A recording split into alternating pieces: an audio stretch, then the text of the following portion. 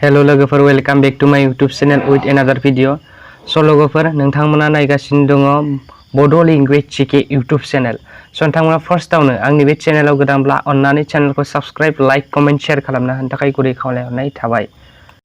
स' गासै भिउवार्स नोंथांमोन जों दिनै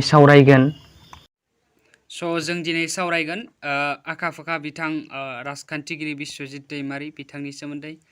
बिथां बिश्वजित दैमारीया स्पिकार अफ आसाम लेजिस्लेटिभ एसेम्ब्लिनि सासे मावथि। बिथाङा 2021 इं मायथाइयाव आसाम आयेन आफादनि 21थि बुंथिगिरि सायख'जानानै बर'फोरनि गेजेराव मोनसे गोदान जारिमिन खालामो।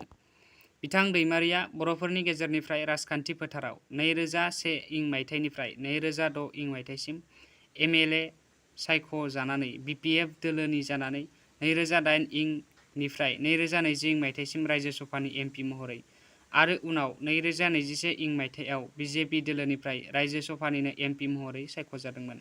नाथाय बिथाङा 2021 इं मायथाइयाव बे सायख'जानाय एमपिनिफ्राय रिजाइन होनानै उनावहाय फिन बिजेपि दोलोनिफ्राय एमएलए सायख'जाफिननानै दासान्दि आसाम आयेन आफादनि बुंथिगिरि महरै सायख'जानाया बर'नि मादाव गिबि रेकर्ड जाबाय। बिथां दैमारीया 1971 इं मायथाइनि 4 फेब्रुवारि दानाव बाक्सा जिल्लानि सुवाकपुर गामियाव जोनोम मोनदोंमोन। स' बिथांनि बिफानि मुङा सुरेन्द्र दैमारी आरो बिमानि मुङा फेरेब दैमारी। बिथाङा गुदि फरायसालिखौ 5 नं. सुवाकपुराव सोलोंथाइ लानानै मेट्रिक आनजादखौ नावकाता मिलन गोजौ फरायसालिनिफ्राय 1988 इं मायथाइयाव उथ्रिजेनदोंमोन।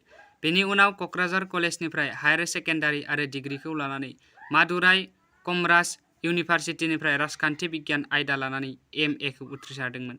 बिथाङा बड'फा उपेन्द्रनाथ ब्रह्मनि आलादा बड'लेण्ड सोमावसारनायाव मैखोमै बाहागो लाफानानै बर' हारि सिबिनायाव नांथाबबोदोंमोन।